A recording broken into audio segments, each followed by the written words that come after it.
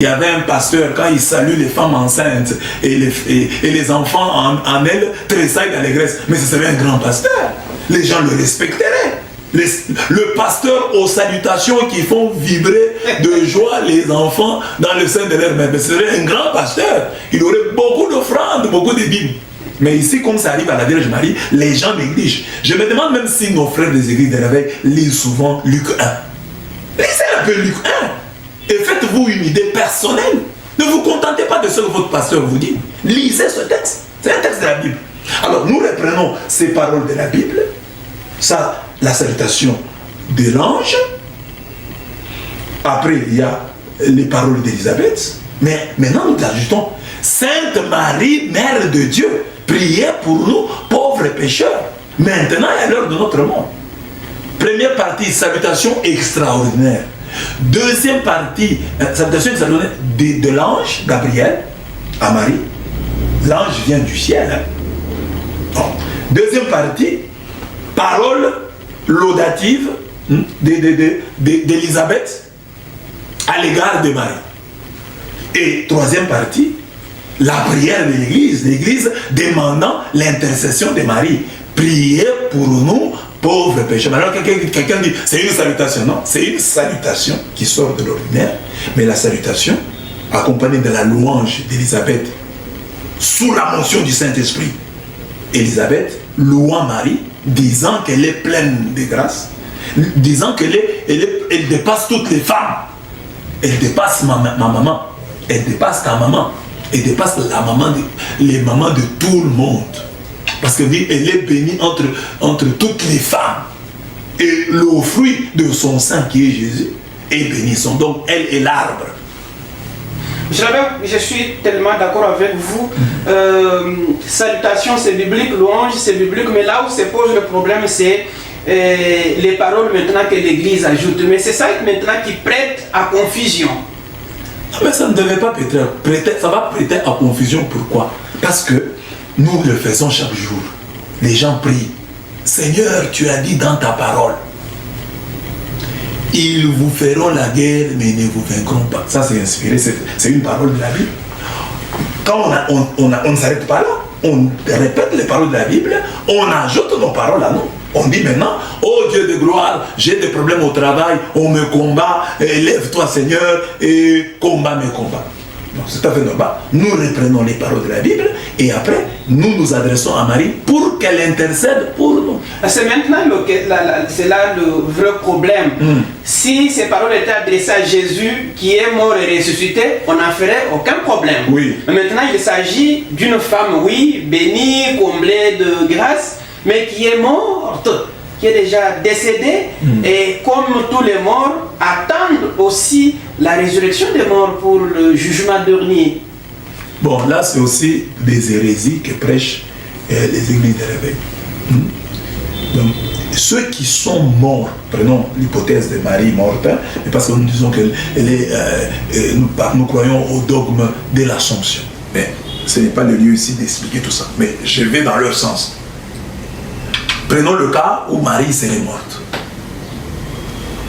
Ceux qui meurent en Jésus-Christ, où sont-ils? La Bible va nous répondre. Jean 11, 25 à 26. Jean 11, 25 à 26. C'est lui qui croit en moi, même s'il meurt, vivra. Et quiconque vit et croit en moi ne mourra jamais. Donc, c'est lui qui croit en Jésus-Christ ne meurt jamais. Donc, si Marie a cru en Jésus-Christ, Marie n'est jamais morte. Elle a cru en Jésus-Christ en acceptant la salutation de l'ange, c'est qu'elle a cru en Jésus sans l'avoir vu. Non, déjà, que l'ange soit venu à elle, qu'elle soit choisie par Dieu, c'est déjà qu'elle ait accepté, parce que l'ange lui propose et Marie parle. Marie dit, voilà, je suis la servante du Seigneur, qu'il me soit fait selon ta parole. Donc Marie croit. Et Élisabeth, je vais donner le texte d'Élisabeth. Élisabeth dit que Marie a cru. Marie a cru. Nous sommes toujours dans Luc 1. Nous sommes toujours dans Luc 1. Voilà. Et Luc 1, 45. Élisabeth dit, c'est toujours sous la mention du Saint-Esprit. Bienheureuse celle qui a cru. Donc Marie est celle qui a cru. ce qui lui a été dit de la part du Seigneur s'accomplira. Donc Marie a cru. Là, il n'y a pas photo. Donc Marie a cru. Alors, celui qui croit en Jésus-Christ ne meurt pas. Et regardez, Marie a suivi Jésus. Quand vous voyez la Pentecôte, elle est là. Au pied de la croix, elle est là. Certains disciples ont fui. Elle est restée au pied de la croix. Elle est d'abord là. Bon, parce que vous me demandez d'expliquer tout ça. Je vais vous montrer comment elle a cru. Dans Jean, l'évangile, on appelle ça en exégèse l'inclusion johannique. Donc Marie est au début de l'évangile de Jean et à la fin. Au début de l'évangile, c'est elle, on dirait, la première croyante. Parce que personne ne connaît Jésus. Et elle arrive aux noces de Cana. Il y a une fête. Il n'y a plus de vin. C'est Marie qui comprend. Parce que je ne vois pas. Moi, avec ma mère à une fête, et il manque de la boisson. Ma mère vient m'interpeller, moi, pour que je puisse donner la bière ou la boisson aux invités. Surtout que Jésus ne travaillait dans aucune société brassicole. Voilà. Mais Marie va voir Jésus pour lui dire, ils n'ont plus de vin. C'est une femme de foi. Et là, c'est comme si elle disait, mais tu es Genèse. Tu es Genèse. Genèse 49. Genèse 49. 10. Genèse 49. Où on parle du Shiloh. Hein? Quand on dit que le Shiloh viendra. Le Shiloh dit, on dit ceci. 10. Le sceptre ne s'écartera pas de Judas, ni le bâton de commandement d'entre ses pieds, jusqu'à ce que vienne celui auquel il appartient, jusqu'à ce que vienne le Shiloh, et à qui les peuples doivent obéissance. Alors, que fera le Shiloh? Isaïe 49, 11. Lui qui attache son âne à la vigne et au cep le petit de son ânesse. Il a foulé son vêtement dans le vin et sa tunique dans le sang de grappe. Ses yeux sont plus sombres que le vin et ses dents plus blanches que le lait. On dit que au temps du Shiloh, du Messie, il y aura abondance de vin.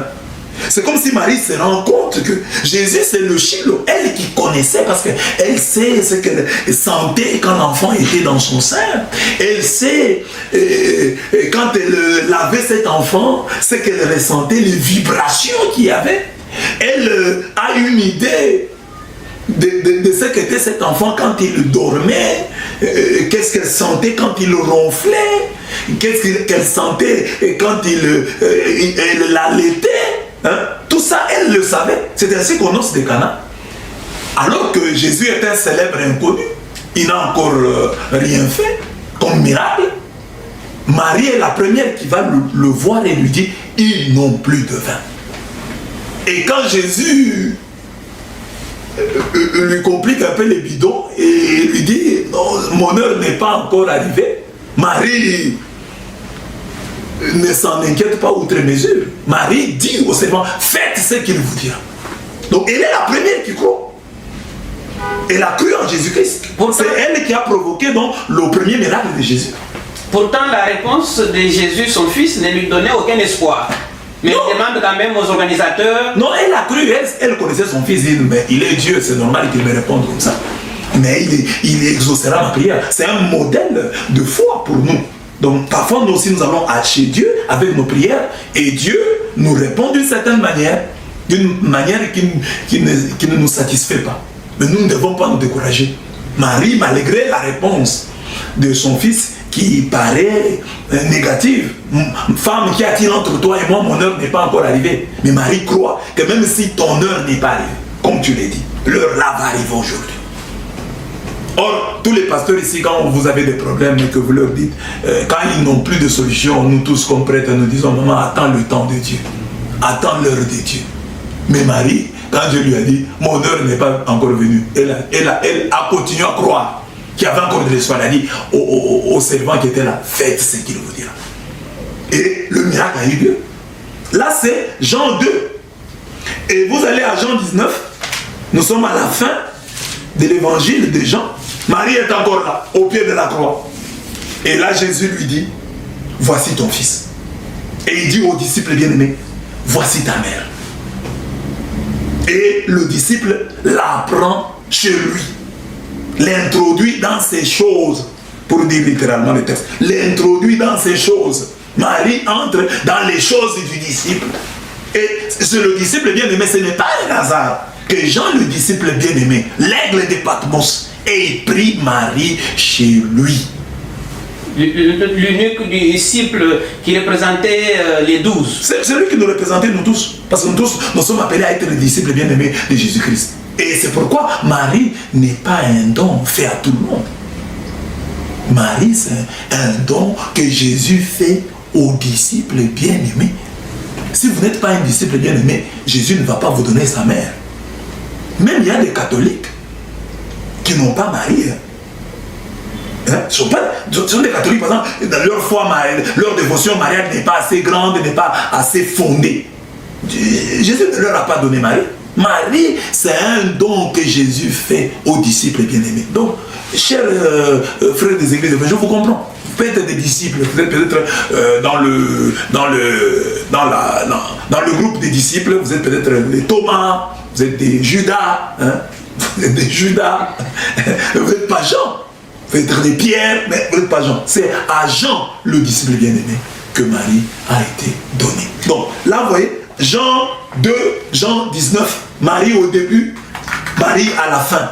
Inclusion, on appelle ça inclusion joannique.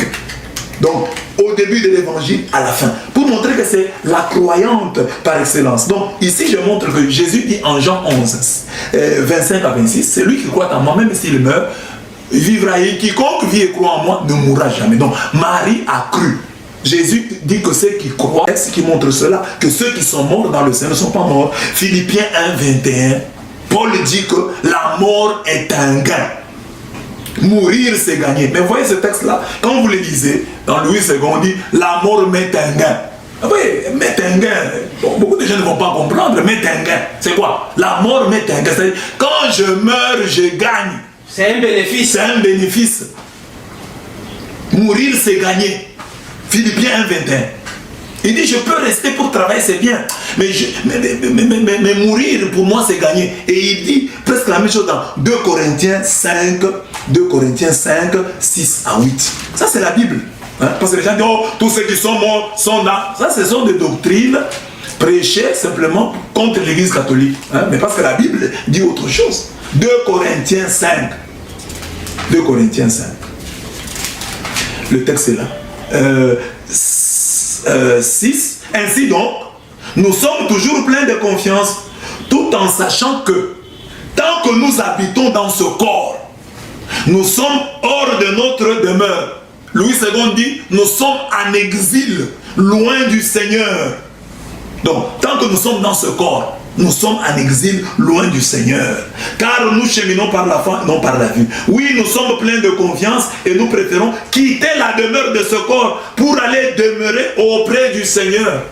Nous préférons mourir. Donc, celui qui meurt va demeurer auprès du Seigneur.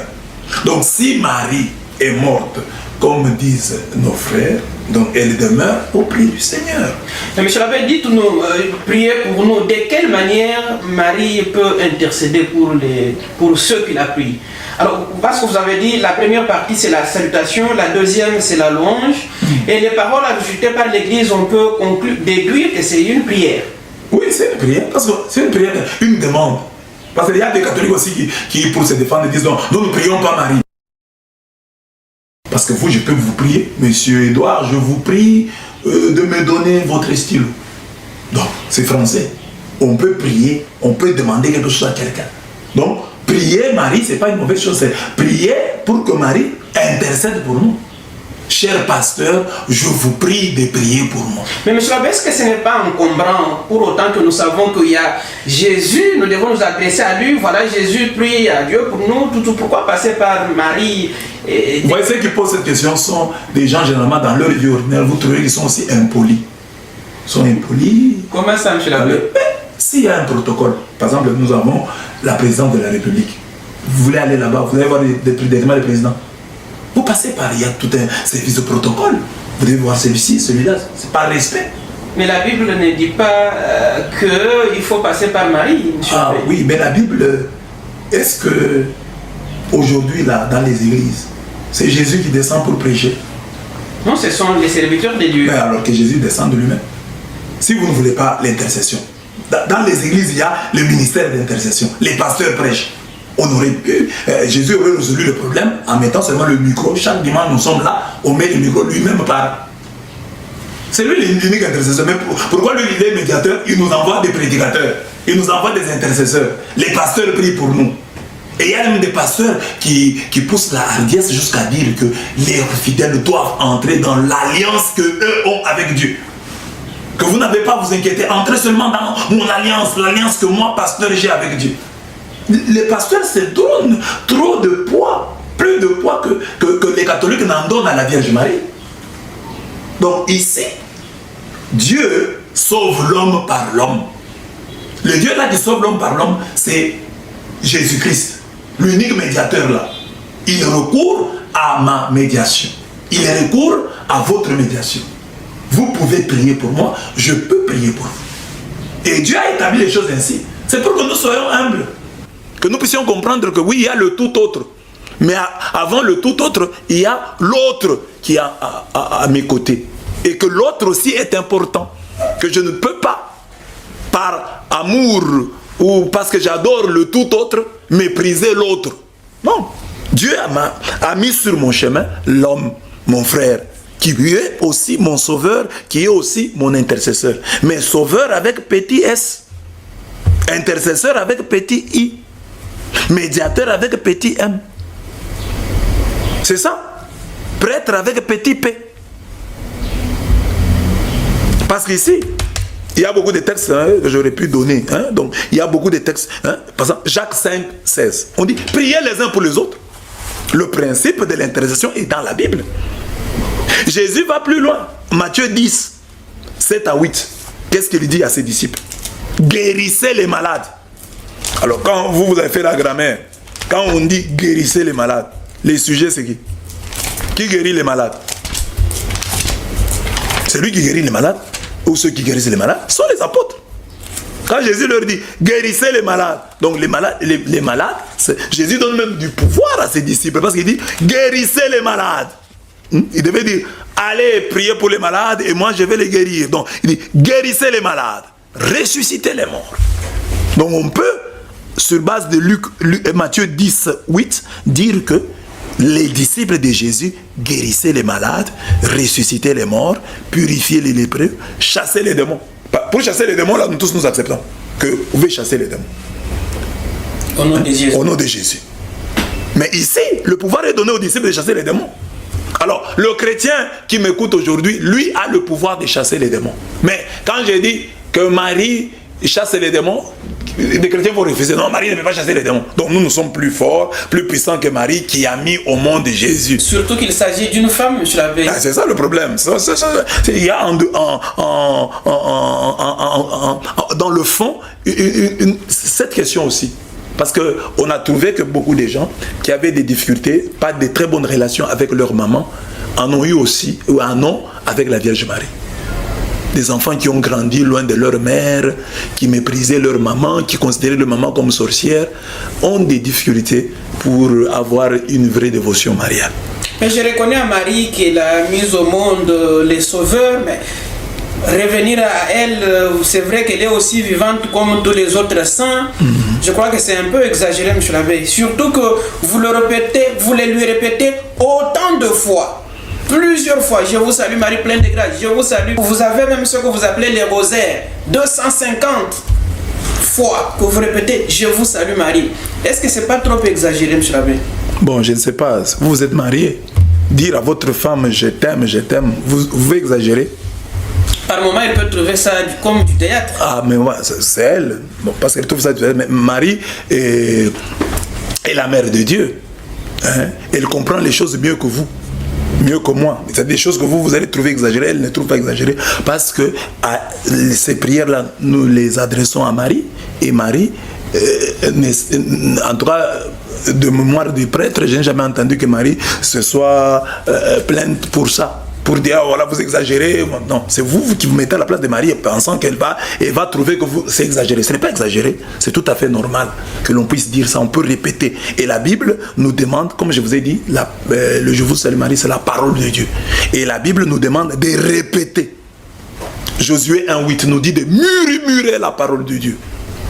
Psaume 1,2 nous demande de répéter la parole de Dieu. Donc nous devons répéter la parole de Dieu, la murmurer chaque jour de notre vie. Donc il n'y a pas de mal à répéter, à murmurer la parole de Dieu. Si c'est la parole de Dieu, on peut la répéter, la murmurer autant de fois qu'on le pourra. Et la Bible bénit, hein, c'est lui qui murmure, c'est lui qui répète la parole de Dieu. Psaume 1,2. Il est béni celui qui répète la parole de Dieu. Donc je voudrais d'abord ici qu'on assoie, on va revenir sur certaines questions. Je voudrais qu'on assoie d'abord le principe de l'intercession.